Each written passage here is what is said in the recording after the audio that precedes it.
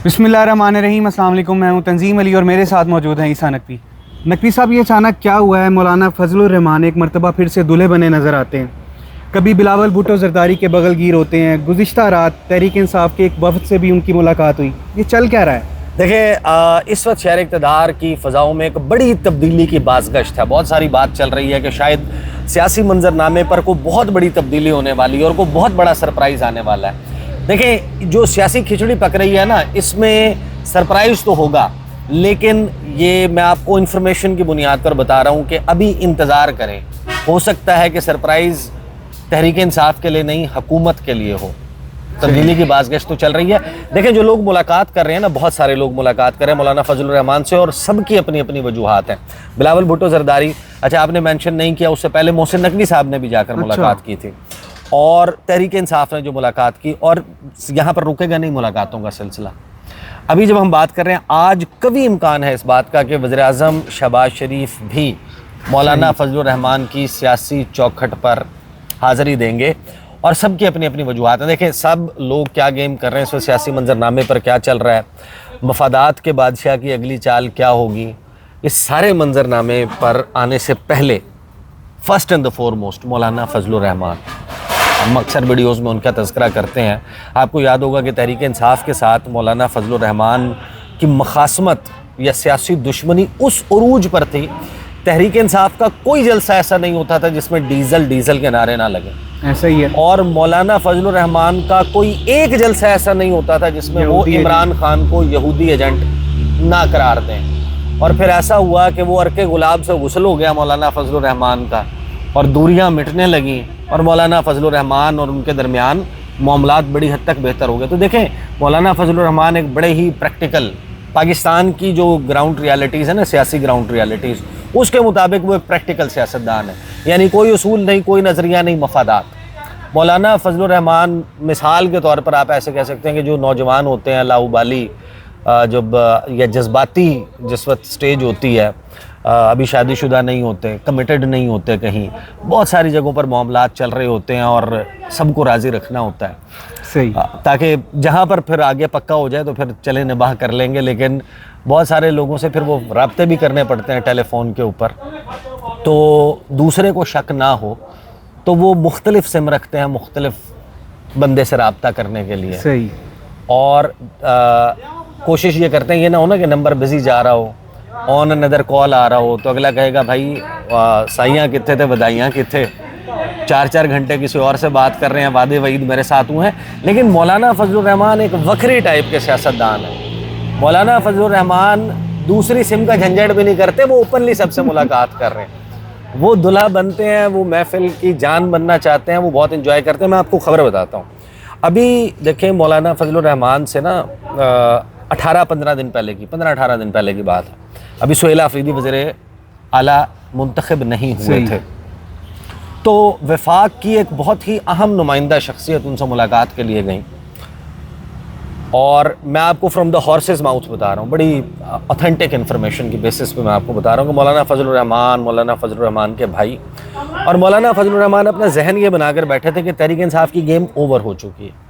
अच्छा। रियासती इदारे ये फैसला कर चुके हैं, लड़ाई उस स्टेज पर है जहाँ पर तहरीक इंसाफ का कोई चांस नहीं है। सुहेल आफरीदी की राह में रोड़े अटकाए जाएंगे, सुहेल आफरीदी वज़ीर आला नहीं बनेंगे। इसीलिए बाकी ने तो अपने प्रॉक्सी कैंडिडेट्स दिए थे, मौलाना ने अपने भाई के कागजात ये समझते हुए वो जहनी तौर पर वज़ीर आला बने हुए थे।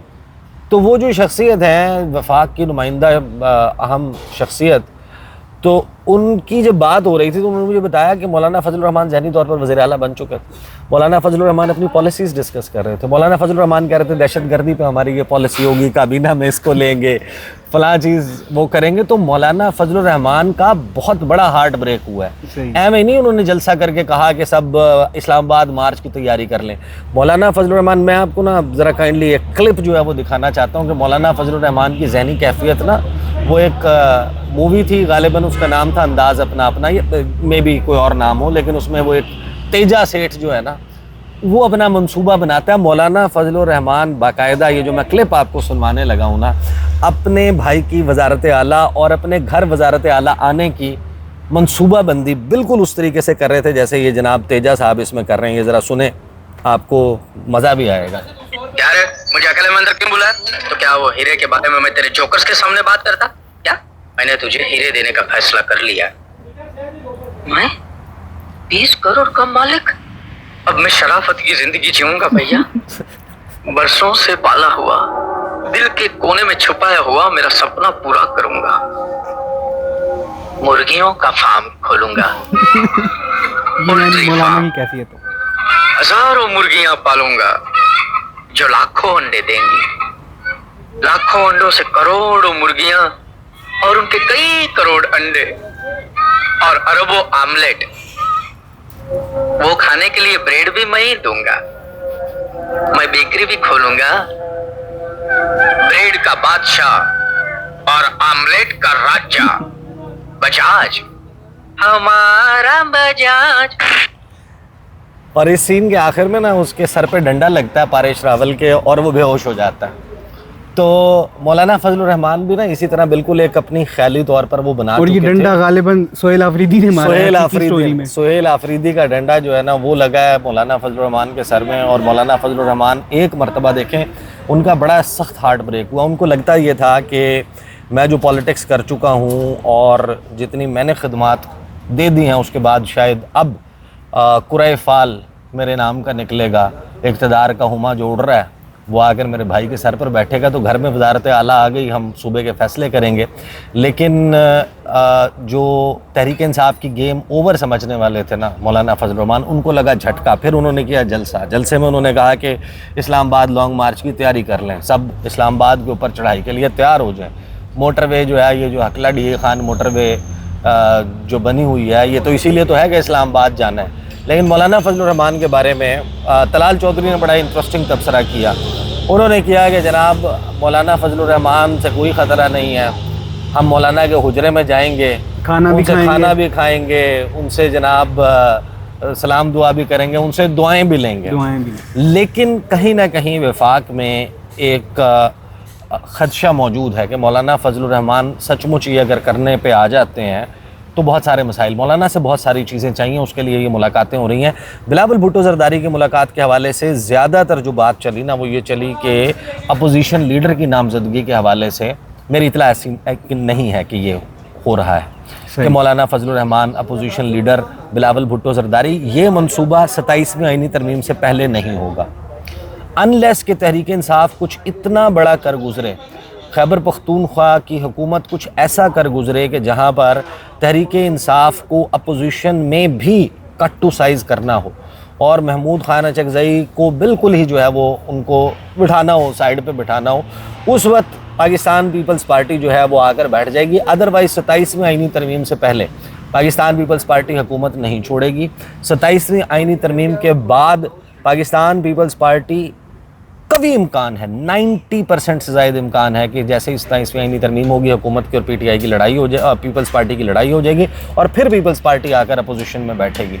तो मौलाना फजलुर रहमान से जो बिलावल मिलने गए थे ना वो अपोजिशन लीडर के मामले पर नहीं था, बल्कि बलूचिस्तान के हवाले से कुछ चीज़ें थीं, खैबर पख्तूनख्वा के हवाले से कुछ चीज़ें थीं और मौलाना को 27वीं आईनी तरमीम और दीगर मामलात पर ऑन बोर्ड करने के लिए। और जो मौलाना का हार्ट ब्रेक हुआ है, देखिए पीपल्स पार्टी जो कर रही है, पीपल्स पार्टी का यानी तो बहुत सख्त बात हो जाएगी कि वो सियासी दीन ईमान नहीं है, लेकिन पीपल्स पार्टी ना कुछ उस मामले से गुज़र रही है कि जहाँ पर वो आपको याद होगा एक बड़ा मशहूर किस्सा है कि मिर्ज़ा असदुल्ला ख़ान गालिब जो है जब गदर हुआ दिल्ली में, उसके बाद पकड़ धकड़ चल रही थी तो मिर्ज़ा गालिब को जो है वो भी पकड़ के पेश किया गया कर्नल ब्राउन के सामने। तो कर्नल ब्राउन, वो मिर्ज़ा गालिब जो है वो अपने वो जो ख़ास किस्म का कुल्ला पहनते थे, वो बड़ा फ़नी लग रहे थे, वो पेश हुए। तो कर्नल ब्राउन ने पूछा मिर्ज़ा गालिब से कि आप जो है वो तुम मुसलमान है, वो जिस अंदाज़ में जो उर्दू बोल लेते थे वो, कर्नल ब्राउन ने पूछा तुम मुसलमान है? उसने कहा नहीं मैं आधा मुसलमान। गालिब ने कहा, उसने कहा आधा मुसलमान वो क्या होता? तो मिर्ज़ा गालिब ने कहा कि मैं शराब पीता हूँ, सूअर नहीं खाता। तो पाकिस्तान पीपल्स पार्टी जो है वो जमहूरी जमात ज़रूर है, मतलब उसके माजी के क्रेडेंशियल्स भी हैं, लेकिन अब वो आधा मुसलमान टाइप है, यानी वो रजिस्टर ज़रूर है। बिलावल भुट्टो ज़रदारी, आसिफ अली ज़रदारी, वो जिनको मफाहमत का बादशाह कहा जाता था, तो मफा के साथ ना आगे हिम्मत, वो हिम्मत हो गई ख़त्म, तो दांत लगा के मफादात, तो वो मफादात, पहले जो मफामत के बादशाह थे वो बन गया मफादात के बादशाह। बिलावल बहुत सारी चीज़ों पर मौलाना फजलुर रहमान को ऑन बोर्ड रखना चाहते हैं। मुमकिन आने वाले सिनेरियो में 27वीं आईनी तरमीम के मामले पर और दीगर मामलात पे तो पीपल्स पार्टी वही कर गुजरेगी जो उसको करने का कहा जाएगा। अब आ जाए मौलाना फजलुर रहमान। मौलाना फजलुर रहमान से जो PTI का वफ्द मिला है वो महमूद खान अचकज़ई की सपोर्ट हासिल करने के लिए, अपोजिशन लीडर के लिए, मौलाना फजलुर रहमान से सेनेट के इंतखाबात में हिमायत मांगने के लिए और मुश्तरका सियासी हिकमत अमली के लिए। मज़े की बात यह है, ख़बर यह है कि मौलाना फजलुर रहमान ने ना पीपल्स पार्टी को ना की है, उनको भी उन्होंने हाँ कर दिया है, उन्होंने PTI को भी हाँ कर दी है। और सबसे दिलचस्प बात ये होगी कि जब वज़ीर-ए-आज़म पहुँचेंगे, वज़ीर-ए-आज़म भी जो उनसे कहेंगे मौलाना फजलुर रहमान उनको भी हाँ कर देंगे, कभी इम्कान है इस बात का। तो मौलाना फजलुर रहमान, अलबत्ता ये मैं आपको ज़रूर बता सकता हूँ कि महमूद खान अचकज़ई वाले मामले पर बहुत सारे अभी भी सवालिया निशान मौजूद हैं।